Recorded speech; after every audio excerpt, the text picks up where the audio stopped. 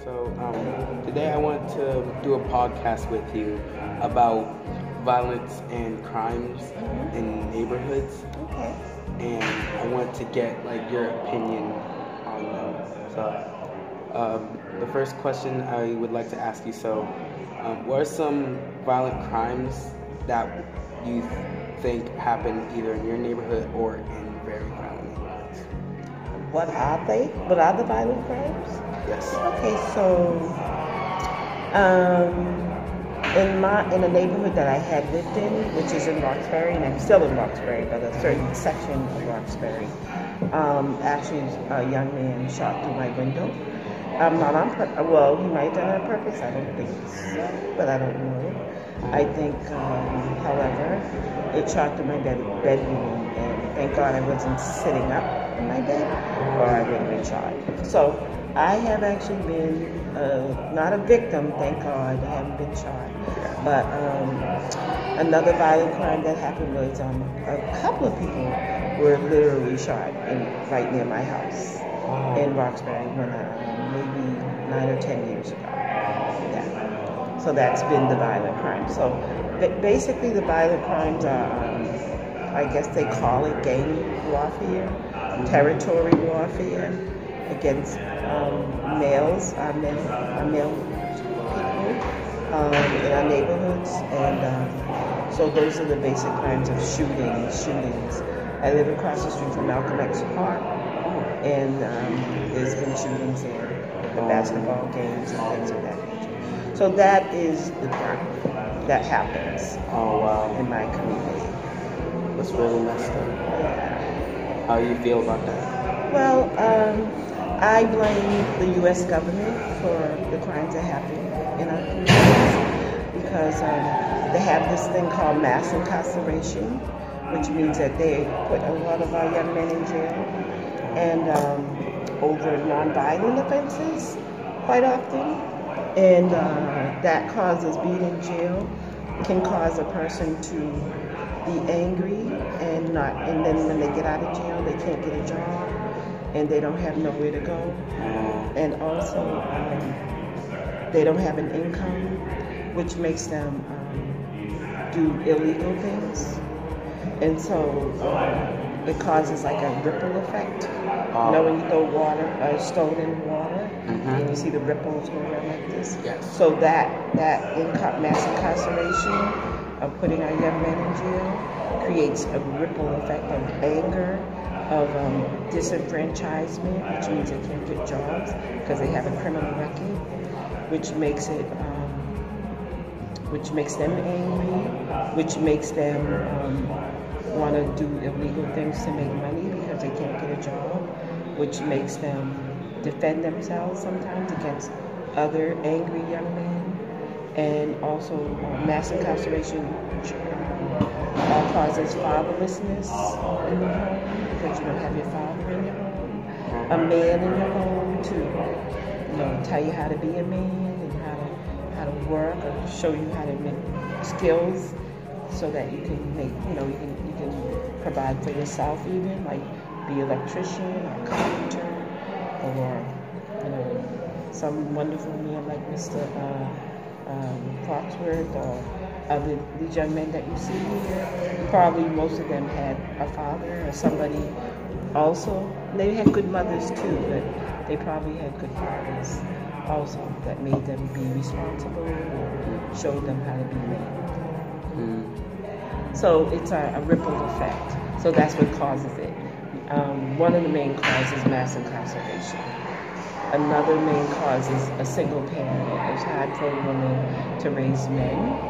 So sometimes, the mother does the best she can, but then sometimes because our young men don't have a man in the house again, for whatever reason, it causes a ripple effect. So it also causes suicidal behavior.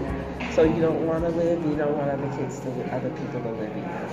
So you know that if you have a gun and you're going to shoot another kid, then that kid could actually shoot you, but you don't care.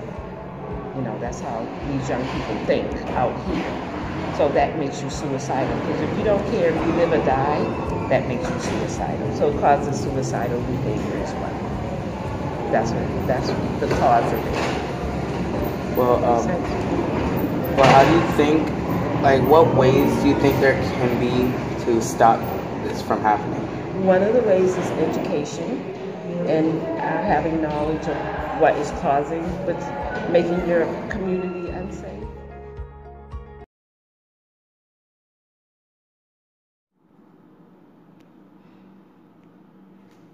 Okay, today I'm gonna be podcasting with my mom, and alright, so what I want to do with you is just ask you a few questions.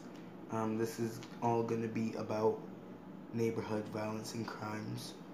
So, alright, here's the first question. So, what are some violent crimes that you would say happens in the neighborhood? There's a lot of shooting, stabbings, people robbing people. There's all sorts of crimes in the community. The ones I've dealt with mostly in my community, where I've lived, have been people losing their lives due to gunfire. And how would you say you feel about that? I'm actually disgusted with it. It's out of hand. Nobody cares about life. Everyone's out here playing God, thinking they can kill who they want, when they want, how they want. So I'm disgusted with it. I feel like as a community we need to stand up and fight against these things, and maybe we can, put somewhat of a stop to this stuff that goes on in the community as far as violence. All right. Since you feel this way, why do you think these people would be committing these crimes and violent acts in these neighborhoods? A lot of it has to do with people's lack of care for life. For whatever reasons, there's a lot of broken homes in our community. There's a lot of children that don't have outlets in our community. There's a lot of absent mothers or fathers in these children's lives.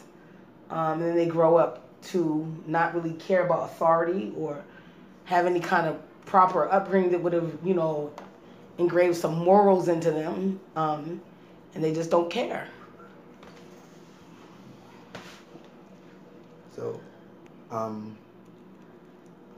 what with these crimes, what are like things you would hear about them or hear from them that you wouldn't normally hear in a different neighborhood?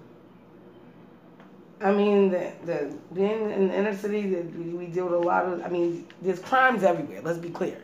Yeah. But there's levels to it, Yes. And in the city, you just have a lot of high crime areas. On the outskirts, not so much. You don't hear about so many people getting shot or so many houses getting robbed. What is the reason behind that? I'm not quite sure what the reason is behind that. But I guess, the city, it's more movement. There's a lot of people. Boston's very small. People know people. People hold grudges for stupid things like stepping on somebody's toes. Yeah.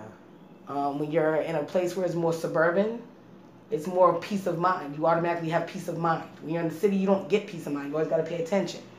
So it's a big difference. I don't know exactly why, but it's just different being from the city versus the suburbs.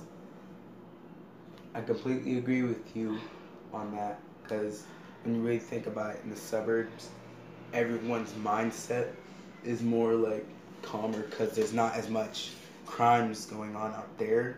But in here in the city and around Boston, all like these more popular areas, there would be a more higher chance that there will be crimes.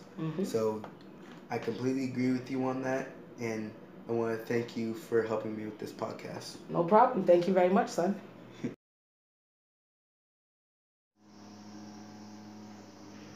Okay, today I'm here with Mr. Paul Jones. So today I just want to ask you some questions for my podcast, and these questions will be referred to like violence in communities and your opinions on them. So The first question that I would like to ask you is, what are some crimes that you would see in either your neighborhood or other neighborhoods? Um, Armed robbery, home invasions, vehicle theft, murder,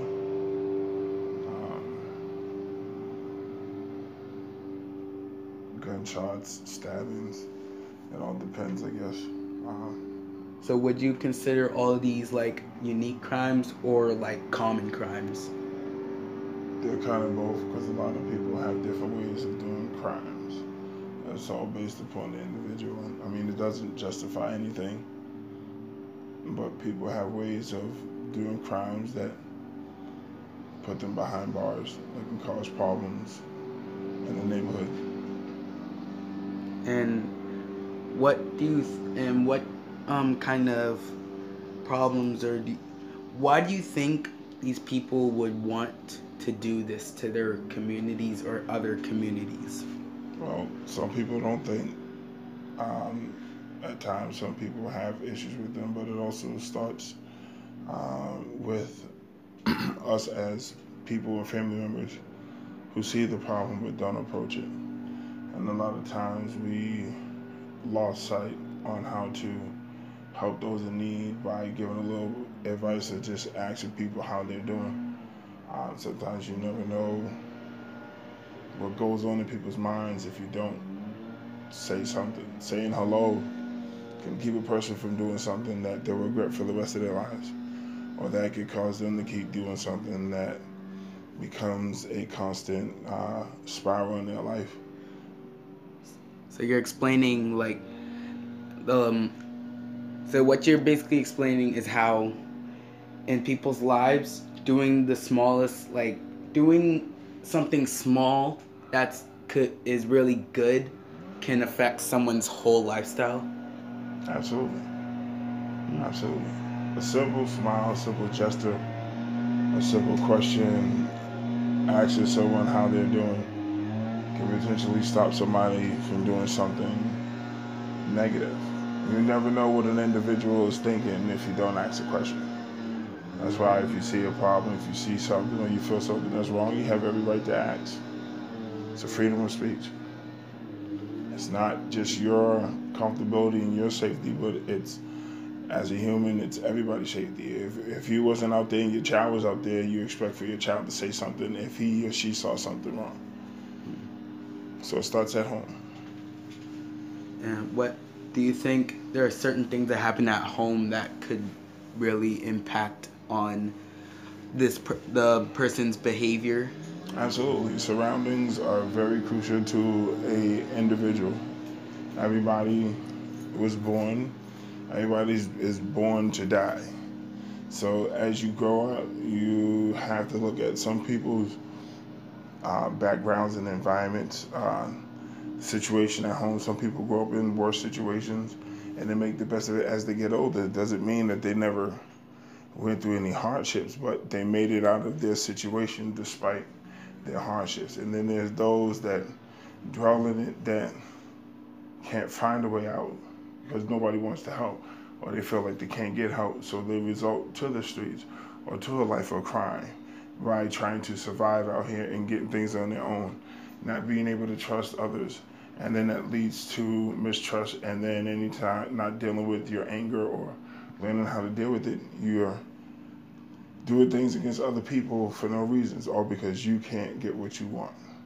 So there are a lot of things that kind of fall into suit that starts from home.